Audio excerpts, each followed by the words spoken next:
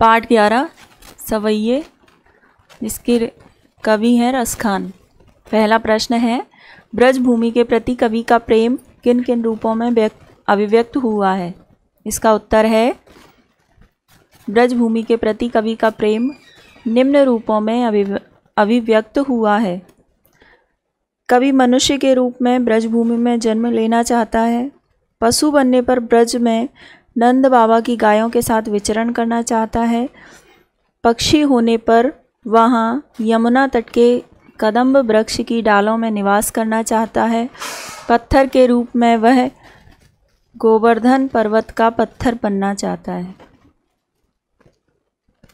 अगला प्रश्न है, कवि का ब्रज के वन, बाग और तालाब को निहारने के पीछे क्या कारण है। इसका उत्तर है, कवि के आराध्य देव श्री कृष्ण ब्रज में पले बढ़े। वहाँ के वनों, बागों और तालाबों में उन्होंने अनेक प्रकार की लीलाएं की, इसलिए कवि भी ब्रज के वनों, बगीचों और तालाबों को पास से निहारना चाहता है। अगला प्रश्न है, एक लकुटी और कामरिया पर कवि सब कुछ न्यौछावर। यहाँ न्यौछावर में दो मात्राएं आएंगी, सही कर लेना इसको। न्यौछावर करने को क्यों तैयार है। इसका उत्तर है, वह लकुटी, लाठी और कामरिया, कंबल श्री कृष्ण से संबंधित हैं और कवि श्री कृष्ण का अनन्य भक्त है। कवि के आराध्य कृष्ण जब ग्वाले थे तो एक लाठी लेकर गाय चराने जाया करते थे और काली कामरिया को ओढ़ते थे।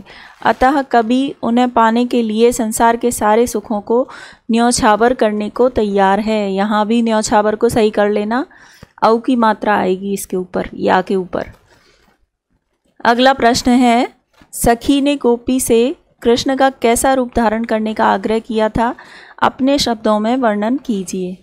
इसका उत्तर है, सखी ने गोपी से श्री कृष्ण के उस रूप को धारण करने का आग्रह किया था जिसमें श्री कृष्ण सिर पर मोर पंख, गले में गुंजा की माला, पीले वस्त्र, हाथ में लाठी लेकर वन वन गायों को चराते फिरते हैं। अगला प्रश्न है, आपके विचार से कवि पशु, पक्षी और पहाड़ के रूप में भी कृष्ण का सानिध्य क्यों प्राप्त करना चाहता है। इसका उत्तर है, कृष्ण का ब्रज के कण कण से पशु, पक्षी, वनस्पति और पर्वतों से संबंध रहा है। कवि श्री कृष्ण का अनन्य भक्त है, इसलिए कवि भी इनका सानिध्य पशु, पक्षी और पहाड़ के रूप में पाना चाहता है। अगला प्रश्न है, चौथे सवैये के अनुसार गोपियाँ अपने आप को क्यों विवश पाती हैं।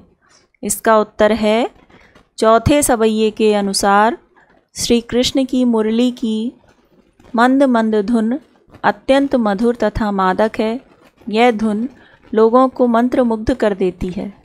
उस पर भी उनका रूप, सौंदर्य तथा मधुर मुस्कान, जिसके प्रति गोपियाँ अत्यंत आसक्त हैं।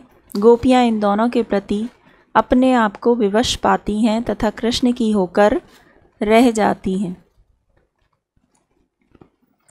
अगला प्रश्न है, भाव स्पष्ट कीजिए। का कोटिक कोटिक ए कलधौत के धाम, करील के कुंजन ऊपर वारों।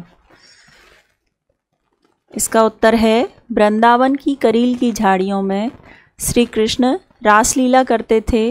वे यहाँ गोप गोपियों के साथ आनंद मनाते थे, इसलिए उनका बड़ा महत्व है। कवि कहता है कि इन करील के कुंजों पर मैं सैकड़ों स्वर्ण महल न्यौछावर कर सकता हूँ। यहाँ भी न्यौछावर को सही कर लेना, औ की मात्रा आएगी या के ऊपर। अगला है, मायरी वा मुख की मुस्कान, सम्हारी न जय है, न जय है, न जय है। इसका उत्तर है, एक सखी कहती है कि हे सखी, कृष्ण का मुखमंडल वैसे ही आकर्षक है, पर जब उस पर मुस्कान खिलती है तो उसे झेलना कठिन हो जाता है। अगला प्रश्न है, कालिंदी कूल कदम्ब की डारन में कौन सा अलंकार है। इसका उत्तर है, कालिंदी कूल कदम्ब की डारन में का वर्ण की, वर्ण लिखा है यहाँ, वर्ग की जगह वर्ण कर लेना, का वर्ण की आवृत्ति होने से यहाँ अनुप्रास अलंकार है। इसके बाद अगला प्रश्न है, काव्य सौंदर्य स्पष्ट कीजिए। या मुरली मुरलीधर की अधरा न धरी अधरा न धरूंगी। इसका उत्तर है भाव सौंदर्य।